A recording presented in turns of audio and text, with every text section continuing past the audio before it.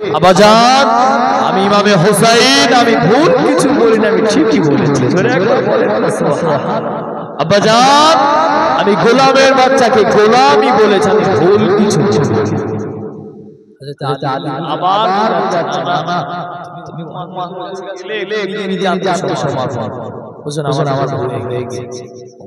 খুব রাগী মানুষ আব্বাজান, আবার বলে আমি গোলামের বাচ্চাকে গোলাম বললাম। আপনি চিন্তা বলে একসাথে বলে তোর বিদ্যান দিন নারাই তাকবীর আর তুই জজে দেন নারাই তাকবীর নারাই দেবে।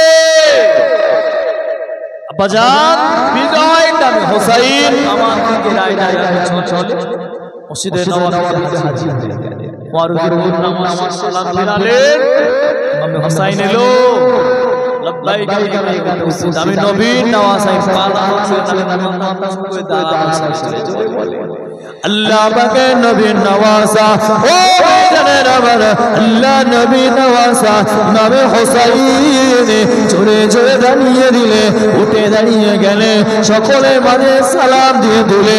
হযরত ওমর রাদিয়াল্লাহু তাআলা আনহু হুজুর আবার জিজ্ঞাসা করলে তুমি আমার ছেলেকে কি বলেছো, তুমি আমার বেটাকে কি জানিয়ে দিয়েছো? ও ও আমিরুল মুমিনিন ও খলিফাতুল মুসলিমিন ও আমিরুল মুমিনিন ও খলিফাতুল মুসলিমিন আমি ভুল কিছু বলি না, আমি ভুল কিছু বলি না।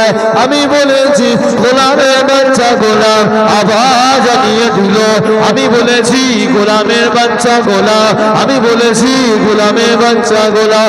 ও জানেন আমার এত বড় কথা যখন বললে ইমামে হোসাইন জানিয়ে দিলে, ইমামে হোসাইন শুনিয়ে দিলে। ও হযরত ওমর রাদিয়াল্লাহু তাআলা আনহু বলেন তো দেখি আপনি কি আমার নানার গোলাম ছিলেন না, আপনি কি আমার নানার খাদেম ছিলেন না? আমি দেখেছি আপনি আমার নানা জানে ওযুর পেয়ালাটা গিয়ে দিতে, আপনি আমার নানা জানে সোয়ান শরীফটা গিয়ে দিতে, আপনি আমার নানা জানে জুব্বা শরীফটা গিয়ে দিতে। ও হযরত ওমর রাদিয়াল্লাহু তাআলা আনহু বলেন তো দেখি আপনি কি আমার নানার গোলাম ছিলেন না? বলে বলে আপনি কি আমার নানার গোলাম ছিলেন? বললাম গোলামের বাচ্চা গোলাম। এমনি বলি না কেন, তুমি আমার নানার খিদমত করতে তোমার হুজুরের চোখ দিয়ে ঝরঝর করে পানিগুলো ঝরে ঝরে পড়ে। হোসাইন তুমি কি পারবে যে আমি নবীর গোলাম ছিলাম? আব্দুল্লাহ হোসাইন বলে হ্যাঁ আমি লিখে দেবো, আমি নিজে সাক্ষী তুমি আমার নানা জানেন ওযুর পেয়ালাটা আগে দিয়ে আমার নানা জানেন, সোয়াক শরীফ আগে দিয়ে আমার নানা জানেন, জুব্বা শরীফ আগে দিয়ে আমার নানা জানেন কে তুমি গাইড করে করে রেখে দিতে। আমি সাক্ষী দেব আল্লাহর দরবারে, আমি সই করে দিলাম আমি নবীর নওয়াসা, আমি আলীর সন্তান, আমি সই করে দিলাম, আমি তোমার জন্য সাক্ষী থেকে গেলাম। হযরত ওমর হুজুর বললেন আমার মরণের পরে এটা আমার সাথে তোমরা দিয়ে দিয়েছো, কিছু হোক আমি এটা আল্লাহর কাছে দেখাতে পারবো। আল্লাহ পাক আপনার হাবিবের নওয়াসা বলেছিল আপনার হাবিবের গোলাম ছিল সেই ইমামে হোসাইন, সেই অসত আমার হুজুর কেমন ছিলেন।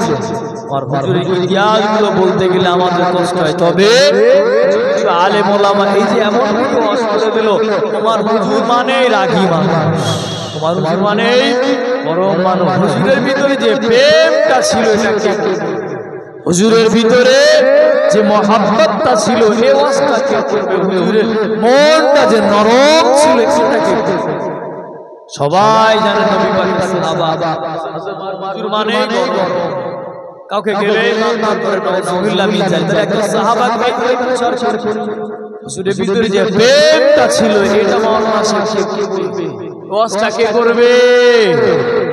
তাহলে হযরত ওমর রাদিয়াল্লাহু তাআলা বিচার করতে নাউজুবিল্লাহ সাহাবারা কোনো বিচার করতে আবু বকর হুজুরের কাছে বিচার নিয়ে গেলে মনে উনি বিচারটা করতেন, অন্যায়টাকে মেনে নিতেন। হযরতে ওমর হুজুরে মনে হয় সঠিক বিচার করতেন। এটাই ধারণা নবী পাকের সব সাহাবা অন্যায়কে কেউ মেনে নেয়, অন্যায়কে কেউ মেনে নেয়, সত্যটাকে সত্য বলে মেনে নিয়েছে। জোরে বলে সব সাহাবা নবীর কাছে সব সাহাবা সমান বিচার করেছে। দুনিয়ার জন্য সাহাবা হুজুর আছে, দুনিয়া সাহাবাদের পেছনে চলেছে। কেন? হযরতে ওসমান রাদিয়াল্লাহু তাআলা আনহু হুজুর আপনি আমার জন্য দোয়া করেন, আল্লাহ তাআলা মালিক দিনে দোয়া করে আল্লাহ পাক আমার মুশরিক যত করে যা করবে আল্লাহ দেখতে বলেন বেশি ভালো অল্প অল্প বলেন ইমামকে পরের জুমা রাখবেন বলে আমরা খেটে খেটে পারি না, বদদুয়া আছে আমাদের জন্য।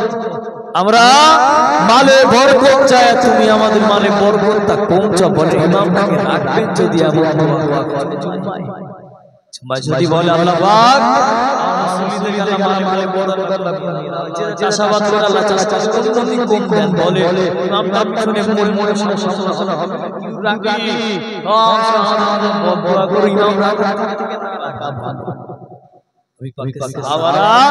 হযরত ওসমান হুজুর বলে হুজুর আপনি আমার জন্য দোয়া করেন আল্লাহ যেন আমার মানে বরকত দিয়ে দেয়। বলে সকলে মিলে বলেন সুবহানাল্লাহ।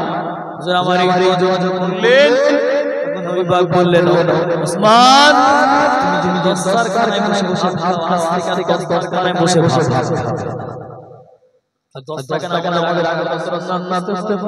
কত গুরুত্ব বুঝলে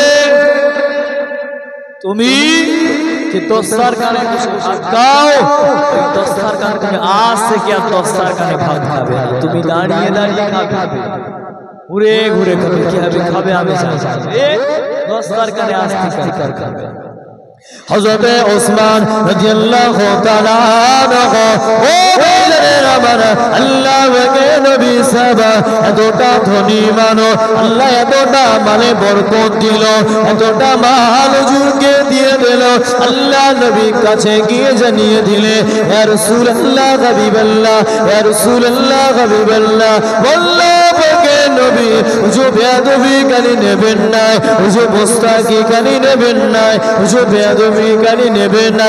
আপনি একটু আল্লাহ পাকের দরবারে দোয়া করে, আপনি একটু আল্লাহ পাকের দরবারে গিয়ে দোয়া করে আল্লাহ পাক যেন আমি ওসমান আমার মানে বরকত কমিয়ে দেয়, আমার মানে বরকত কমিয়ে দেয়। ইয়া রাসূলুল্লাহ হাবিবাল্লাহ, ইয়া রাসূলুল্লাহ হাবিবাল্লাহ, আমার এত সম্পদ বেড়ে যাচ্ছে, আমার এত সম্পদ বেড়ে যাচ্ছে, আল্লাহ পাকের নবী আমার মনে মনে হতে লেগেছে, আমার এত চিন্তা হতে লেগেছে, আপনার পিছন থেকে আমাকে সরিয়ে দিচ্ছে, সরিয়াতে পিছন থেকে আমাকে সরিয়ে দিচ্ছে।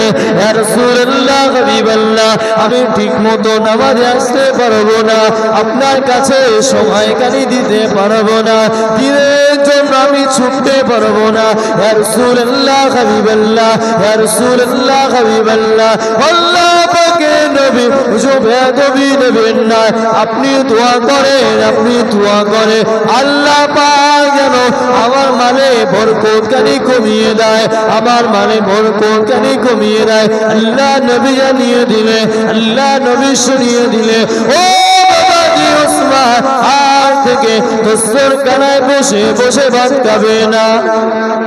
ওসমান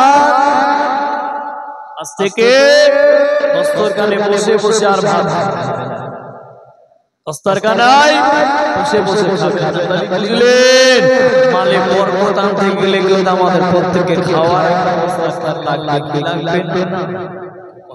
ঘুম লাগলো আপনাদের বলে খাওয়ার আগে আমাদের প্রত্যেকের নিজে যেন একটা চুরি পাক থাকে, এটা দস্তরখান থাকে, আল্লাহ পাক মালে বরকত দিতে। কিভাবে মানে মহব্বতে দরুদ শরীফ আল্লাহুম্মা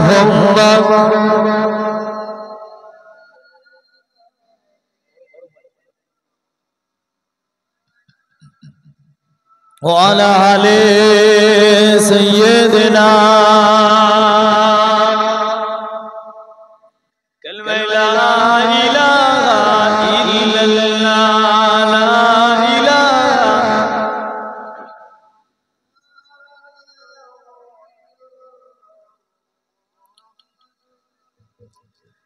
আসমান জমিন চন্দ্র সূরজ কিছুই হতো না যদি এই ধরাতে না আসিত শাহে মদিনা।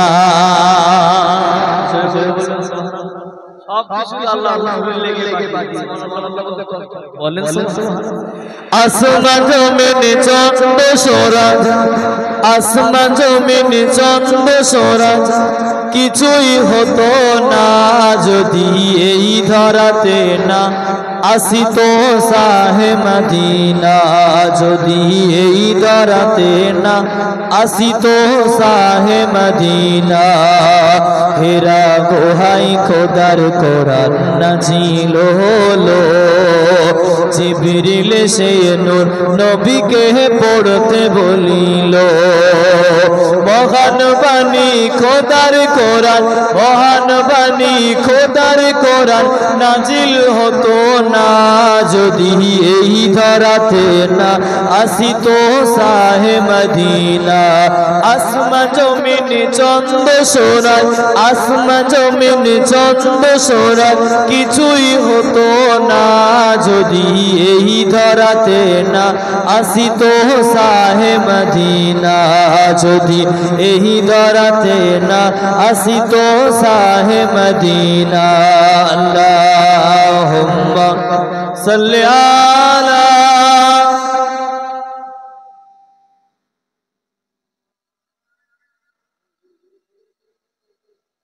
ওয়ালা আলি সাইয়্যিদিনা।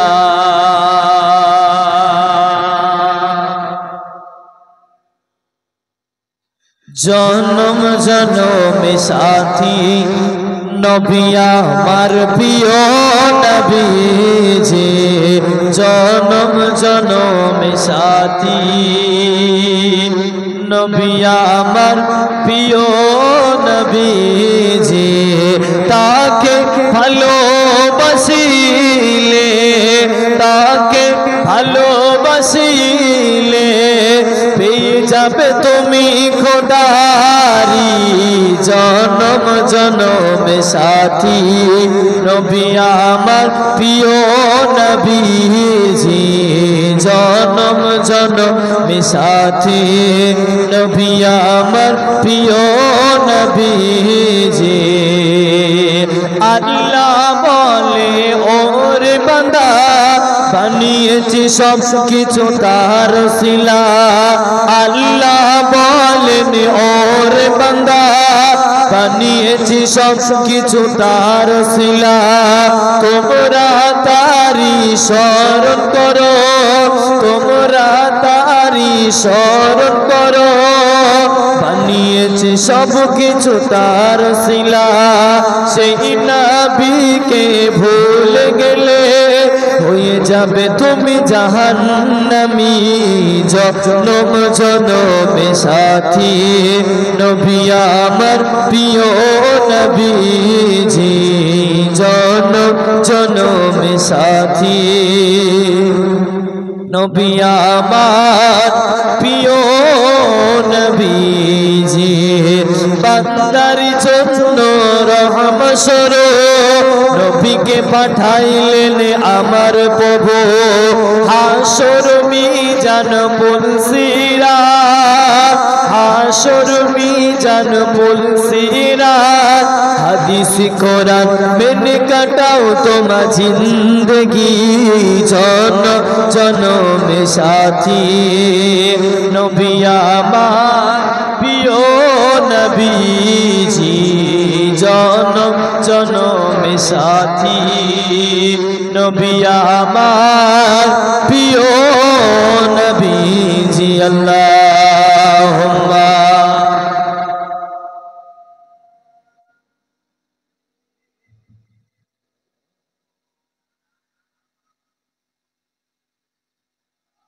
ওয়ালা আলি সাইয়্যিদিনা। আমি যে কথা বলছি হুজুর নবী পাকের কাছে গিয়ে এই দোয়া চাইলেন। বলেন আপনারা কোনদিন মনে হয় মানুষের দোয়া চাইবেন? হুজুর বলেন এটা আমাদের প্রত্যেকের মালে অনেক সম্পদ হয়ে যায়, ওটা দূরে কবে অনেক আছে জুম্মার নামাজ পর্যন্ত ঠিকভাবে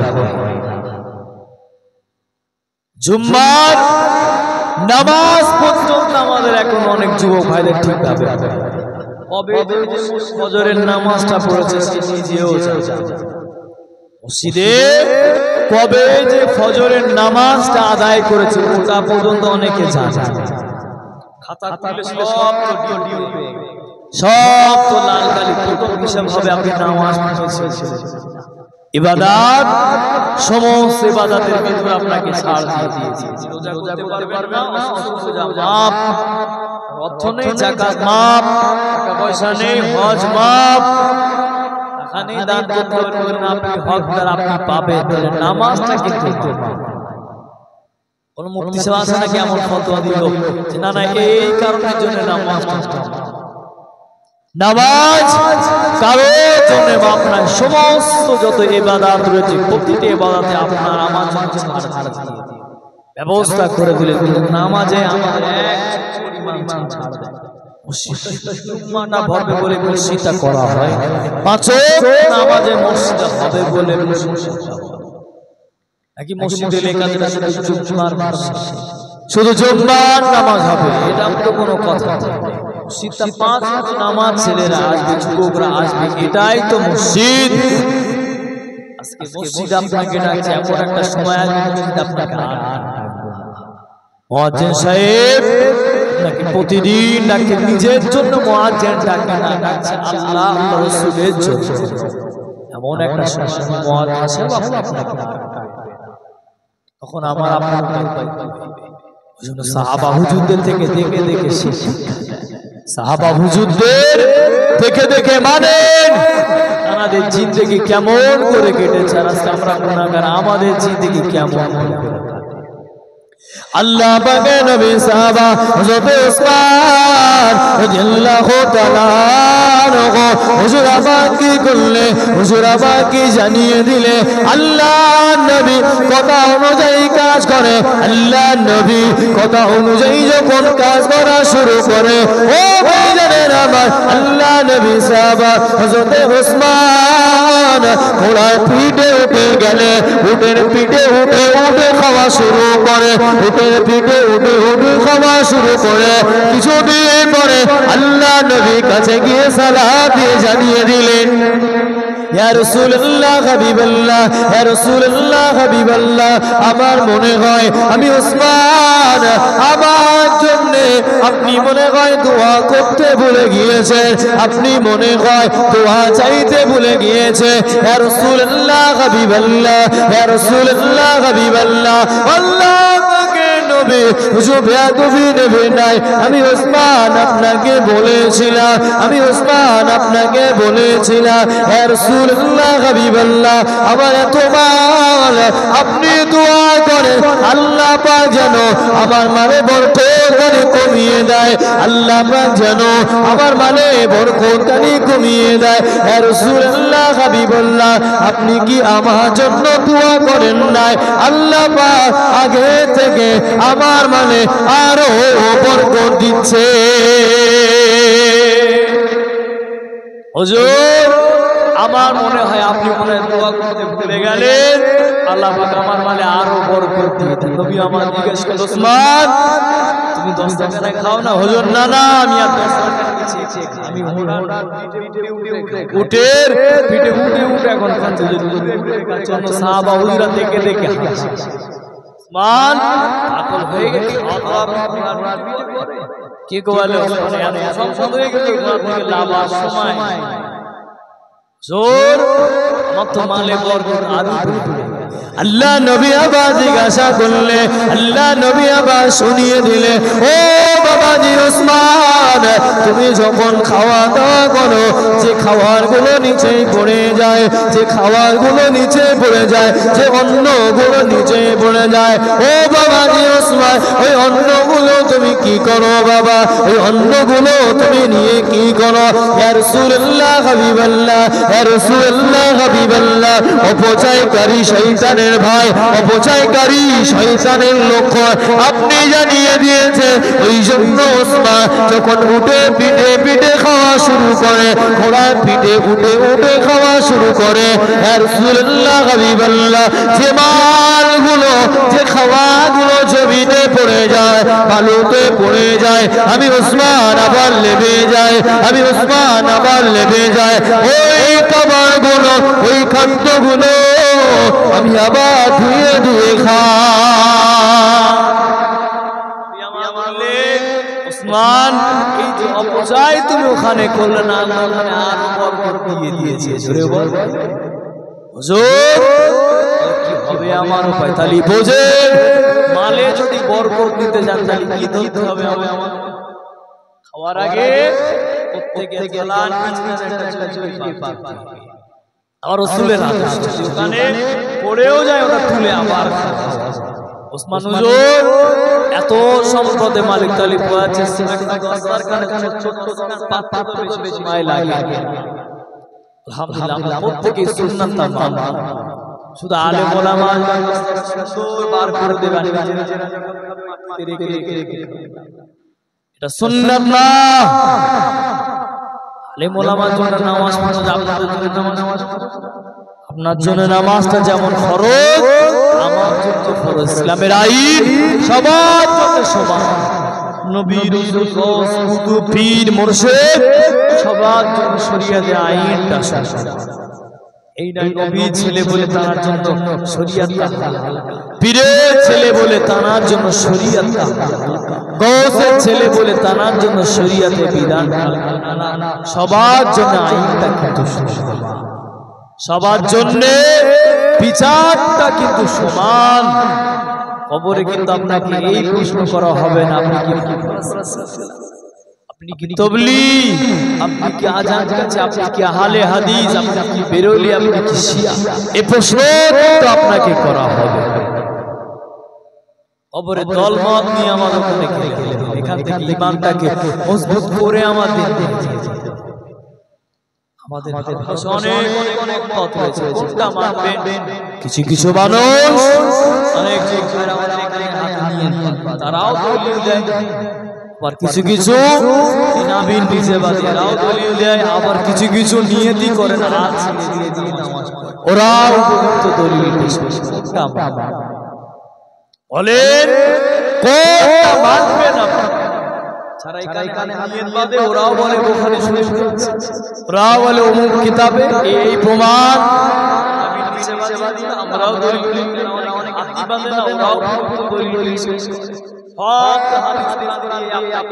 মানবেন কোনটা? বলেন মানবেন কোনটা? ওই জন্য নিজেকে পরিবর্তন, জীবনটাকে আমাদের অবহেলায় কাটাতে হবে। এই গ্রামে গণেশ মানুষ কয়েকজন তো বসে এই গ্রামে শুনবেন, সবার কাছে কিন্তু সবার নসিবে কিন্তু এমন মাহফিলে বসার সুযোগ হয় না।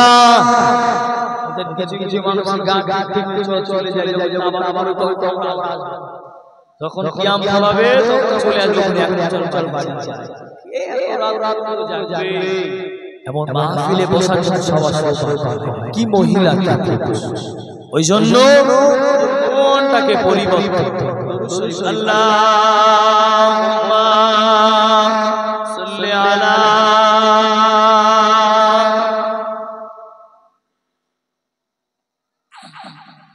ওয়া আলা আলি সাইয়্যিদিনা।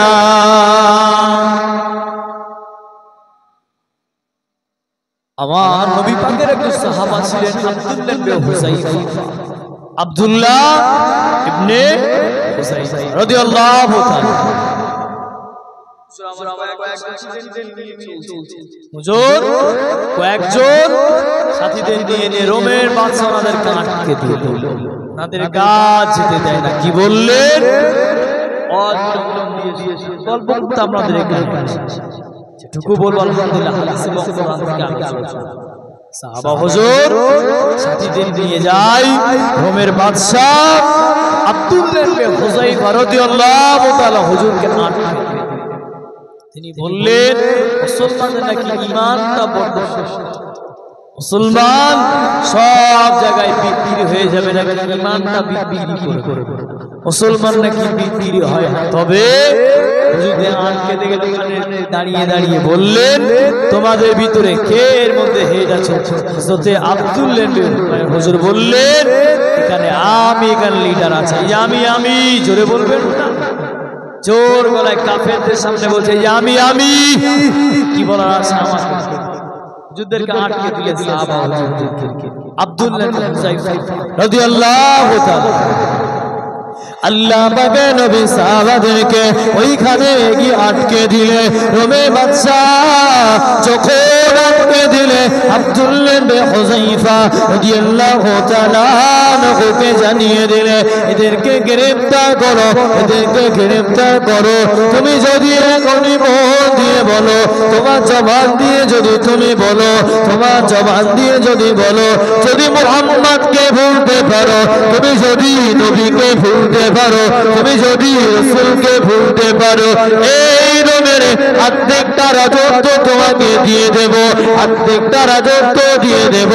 আমার যত সম্পত্তি আছে অর্ধেকটা সম্পত্তি আর সম্পত্তি আমি তোমার নামে লিখে দেব। আমার একটা মেয়ে আছে অতি রমণী, আমার একটা মেয়ে আছে অতি সৌন্দর্য, আমার মেয়েকে তোমার সাথে বিবাহ দেব, তোমার সাথে নিকাহ করিয়ে দেব। শুধু জবান দিয়ে একবার বলো আমি মুহাম্মদকে ভুলে গেলাম, আল্লাহ দিনকে ভুলে গেলাম। ও আমার আল্লাহ পাকে নবী সাহাবা আব্দুল্লাহ ইবনে হুযাইফা রাদিয়াল্লাহু তাআলা উত্তর দিলে এই রোমের কুত্তা আমি আল্লাহকে ভুলবো না, আমি নবীকে ভুলবো না, আমি দ্বীনটাকে ভুলবো না, আমি শরীয়তকে ভুলবো না। ও এমন কথা বলার পরে হুজুরদেরকে ঘরের ভিতরে আটকে দিল, অন্ধকার কারাগার। ওই ঘরেতে আল্লাহ পাকে নবী সাহাবা হুজুরদেরকে আটকে দিল। সাথে বললেন এই রোমের কুত্তা, এমন কথা জোরে বললেন বলেন একটা দেশের রাজা একটা বাদশাকে যখন তার কথা ঠিক ঠিক বলে বলেন, যখন বললেন না না আমি এটা তোমাকে মানতে পারি না, আমার কাছে আমার হাবিবুল্লাহ আগে জোরে বলে, আমার কাছে আমার নেতা আমার নবী আমার কাছে আগে, সবার আগে আমার নবী। যুদ্ধে যখন অন্ধকার ঘর কেউ এদিকে কিভাবে মুসলমানদের ঈমানটা নরম করা যায়, ঈমানটাকে কেনা যায় এই পরিকল্পনা আর বাকি কাফেরদের সাথে এই আলোচনা করে কিভাবে ওনাদেরকে আমাদের দলে আনা যায় কেনা যায় এই পরিকল্পনা। যখন আল্লাহর ইশারায় অন্ধকার ঘরে যখন দিলেন আমার নবী পাকের সাহাবারা ইবাদতে শুরু হয়ে গেল। জোরে বলো তারা বলে আলহামদুলিল্লাহ সুযোগ একখানা পেয়ে চলো যে যার মতো নফল ইবাদত শুরু করো।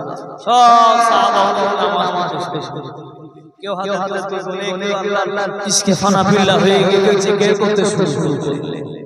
অপচয় সময় নষ্ট করলেন, অপচয় সময়টাকে ওই জেলখানায় নষ্ট করলেন। কি করলেন? ওখানে বসে বসে নামাজ পড়লেন, জিকির করলেন, বিভিন্ন নিয়ে আলোচনা। আমার রাসূল এমন বলেছেন, রাসূল এমন বলেছেন, বাকি জিন্দেগি আমাদের জন্য এমন করে চলতে হবে। এটাও হতে পারে আমাদের জন্য একটা বড় পরীক্ষা। বলে জেলখানায় গেলে চিন্তা হয় আর সাহাবা হুজুরা অন্ধকার ফাঁকা একটা ঘর পেয়ে গিয়েছে, জোরে বলবেন না, জোরে বলে। কিছুক্ষণ পরে ওই দেশের রাজা তার মেয়েকে বাগান যেমন হবে মেয়ে তেমন, মা যেমন হবে মেয়ে তেমন, পরিবার যদি খারাপ হয় ওই মেয়েটা ভালো হবে। পরিবার যদি খারাপ হয় ওই মেয়েটা খারাপ হতে বাধ্য হবে, সব বেশিরভাগ খারাপ হবে। ছোট থেকে যেমন শিক্ষা দেওয়া তেমন শিক্ষা হবে। মেয়েটা যদি অন্যায়, মাটা যদি বড় কাপড় ভাববে ওই মেয়েটাকে ছোট থেকে অন্যান্য শিক্ষা, আর মা যদি এখান থেকে চলে যায় মেয়েটা